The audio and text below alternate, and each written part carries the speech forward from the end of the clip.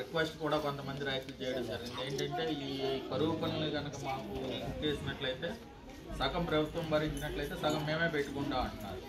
ఆ ప్రపోజల్ కూడా మేము పంపించడం జరిగింది.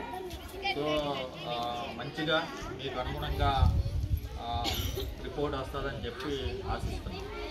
సో ఇంతే కదండి, మీరు అడిగిన ఇంకేమైనా ఉన్నాయి? ఇంకా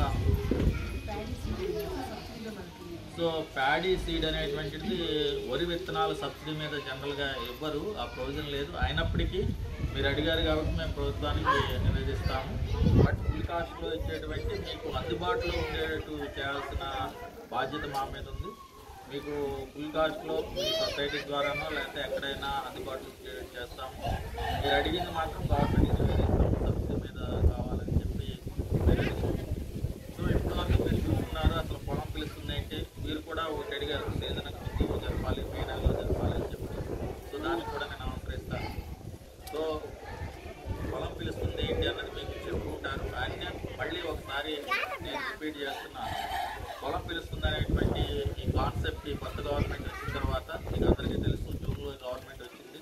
ఈ గవర్నమెంట్ వచ్చిన తర్వాత ఒక నెల క్రితం ఈ పొలం పిలుస్తుంది అనేటువంటి కార్యక్రమాన్ని రూపొందించడం జరిగింది. ప్రతి సీజన్లోనూ ఖరీఫ్ సీజన్లో ఒక 4 నెలలు, రబీ సీజన్లో ఒక 4 నెలలు, ప్రతి మంగళ బుధవారాల్లో ఉదయం 1 గ్రాము, సాయంత్రం 1 గ్రాము వ్యవసాయ శాఖ అనుబంధ శాఖలు. జనరల్గా వ్యవసాయం అనగానే వ్యవసాయ శాఖ అనుకుంటారు, బట్ వ్యవసాయ శాఖతో కలిపి మిగిలిన శాఖలు కలిపితే వ్యవసాయం వస్తుంది.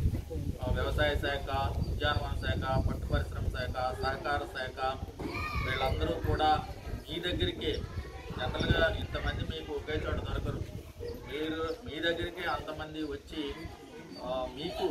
మీతోటి మాట్లాడి మీ సమస్యలు ఏంటో తెలుసుకుని వాటిని పరిష్కరించాలి. సాంకేతికపరమైనటువంటి సమస్యలు ఉన్నాయా, లేకపోతే ఏమైనా రిక్వైర్మెంట్స్ ఉన్నాయా? ఉదాహరణకి రైతు భరోసా కేంద్రం ఇన్ఛార్జ్ స్థాయిలో పరిష్కరించే సమస్యలు కొన్ని ఉంటాయి.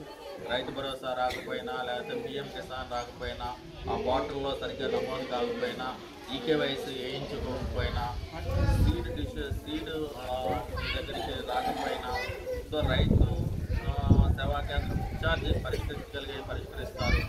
లేదా వారు పరిష్కరించలేకపోతే మండల స్థాయి అధికారి ఏవో, అంటే వ్యవసాయ శాఖ కాదు, మండల స్థాయి అధికారులు ఉద్యానవన శాఖలో ఉంటారు, పట్టు పరిశ్రమ శాఖలో ఉంటారు.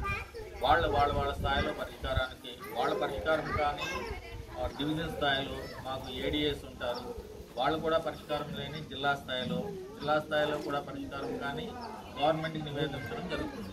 ఉదాహరణకి మీరు చెప్పింది కరువు పనులు, వ్యవసాయ పనులకు అనుసంధానం చేయడం కానివ్వండి, ఇటువంటివి కూడా మేము ప్రపోజల్ పంపిస్తున్నాం.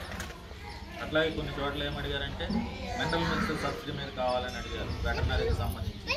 కాల్షియం టాబ్లెట్స్ ఏవో అవి కూడా సబ్సిడీ మీద కావాలని చెప్పారు, అవి కూడా మేము ప్రభుత్వానికి నివేదించడం జరిగింది. పాల ధర పెంచాలని అడిగారు, అది మా స్థాయిలో జరిగేది కాదు కాబట్టి మా ద్వారా కూడా గవర్నమెంట్కి నివేదించడం జరిగింది.